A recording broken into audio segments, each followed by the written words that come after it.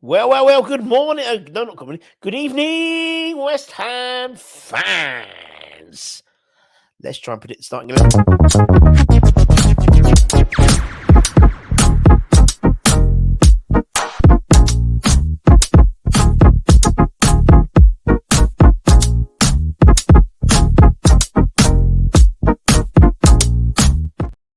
So everybody, Russ on the West Ham Network. Hope you're safe and well.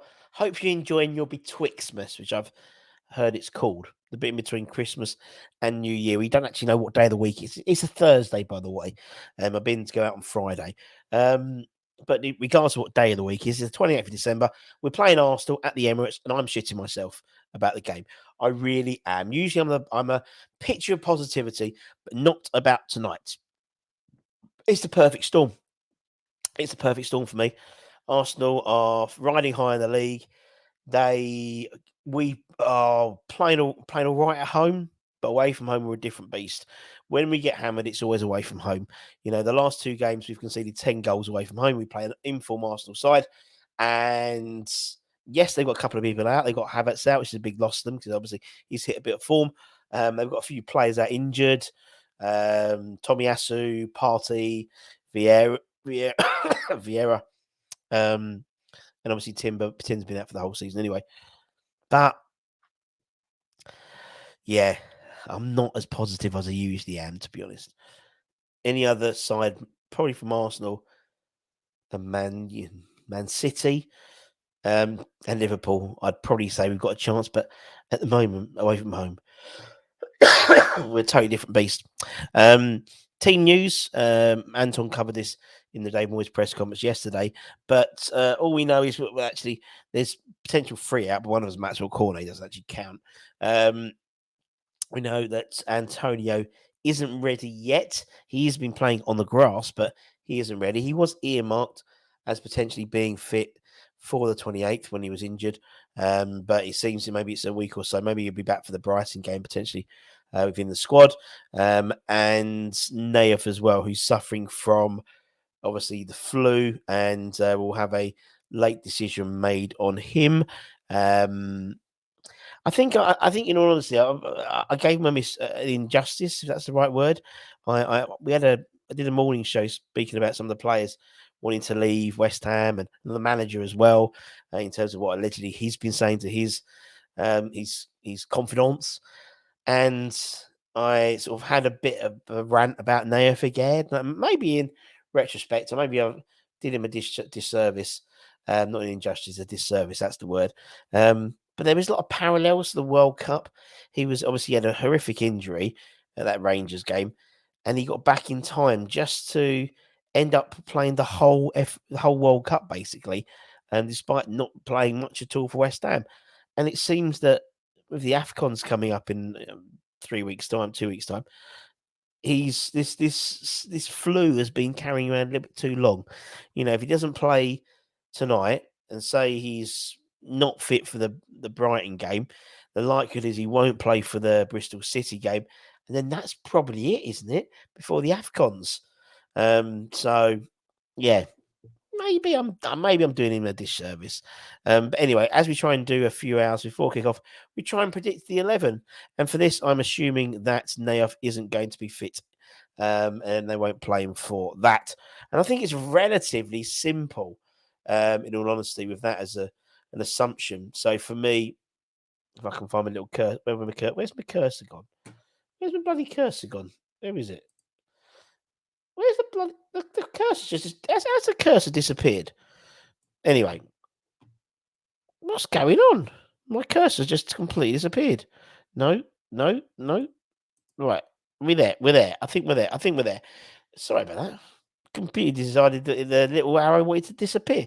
Anyway, so for me, in goal, I think Arioli played, obviously, been injured, came back, played against United, played well, kept a clean sheet. So I think he's got the Premier League #1 jersey back. And you'll see Fabianski back between the six for the Bristol City game. Back four, assuming Naif isn't playing Emerson, I think Kurt keeps that left side spot. I was worried about him playing on the left-hand side against Man United, but he did a good job, and probably it's probably his best game for West Ham. I think defensively, I thought he was really good. Arsenal's a different beast. The likes of Saka be rubbing his lips at the prospect of a Kurt Zuma playing off his wrong foot, and particularly going behind Emerson if he pushes forward a bit as well, which is probably unlikely to, knowing Moyes away from home. But yeah, we'll see what happens. Mavropanos returns to his old side, and then we'll have obviously Soufal on the right back position getting absolutely ragged by Martinelli. So yes, look forward to that. Look forward to that from Vladimir being torn a new one from Martinelli. That's the only thing that always worries me when it comes to playing Arsenal or any side with very fast players, particularly with Soufal. He's against a skillful player. I remember when Grealish, he had him in his pocket and players like that, but genuine pace he always does struggle against. He's in his 30s now, bless him, and that's definitely an area we need to look at investing. Whether that means, I think someone like Carl Walker Peters would be a very good fit there. He can obviously play both sides. He can cover Emerson and can cover Soufal as well. So we'll see what happens in the January transfer window. Really, it does seem by what we've been led to believe that our priorities might have changed from improving the attacking side of the pitch to the defensive side of the pitch. And it does seem, although we are scoring a lot of goals, we are conceding a lot of goals as well, particularly away from home. So for me, there seems to be something we need to improve on for sure. If we can shore up the defence a little bit, then we pick up a lot more points, particularly away from home. Speaking of being away from home, we'll have Alvarez there sitting, almost being a third centre back, which is what he tends to do now. And we'll almost be playing five across the back. I'm pretty sure. Alvarez does sort of sit in there as a sweeper. It seems now, which I'm all for if it means defensively we're stronger. And then we go with Paqueta on the left on paper, but we know he doesn't stay there. We've got JWP. We got Souček for his physicality, which I think will be very useful tonight, that's for sure. And particularly against Declan Rice as well, isn't it? And then Mohamed Kudus with Jared Bowen up top. And that's how they'll start. And then obviously they'll rotate with Kudus going up front and Bowen dropping back and Paqueta going up front. You know how it works. JWP moving more into a 10 role. Paqueta sort of drifts into that midfield role. Relatively fluid. Now, obviously on paper, that's great. That's a great side. What worries me is behind that 11, in terms of replacements. I'm looking at the rest of the bench. I'm looking at like Benrahma, Fornals, Cornet's unlikely to play, Mbama, Danny Ings, Ogbonna, Cresswell, Ben Johnson. I mean, these guys don't really excite me. And I think that to me is an area we need to improve. And I think 1 to 11, maybe 1 to 12, 1 to 13, we're very strong, but it's behind that. It's having real game changers. We haven't got someone we can bring on the bench, off the bench. Maybe if Antonio fully fit, he's an option off the bench, maybe for the Brighton game, if he's fit for that. But then you've only got a couple of weeks off, and then Kudus goes, and then he will end up probably getting more game time. He'll be playing up front with Bowen dropping back to the right-hand side. Maybe. We don't know. But that's my starting 11. I think if Agüed is fit, then it's very simple. Mavropanos drops out. Zuma goes to the right-hand side, and then Naif goes onto the left-hand side like we've been doing pretty much all season. But let me know in the comments what you think about the starting 11, about your starting 11, who you'd put in.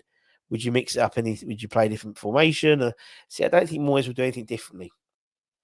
Nothing differently. Although knowing it in 2 hours' time, he'll be playing a back three or something like that randomly, because he just does that randomly without just no rhyme or reason. But anyway, let me know what you mean. Let me know what you think, and keep it on the channel. I believe Anton's doing a watch along tonight, maybe, if he's not down the pub watching it.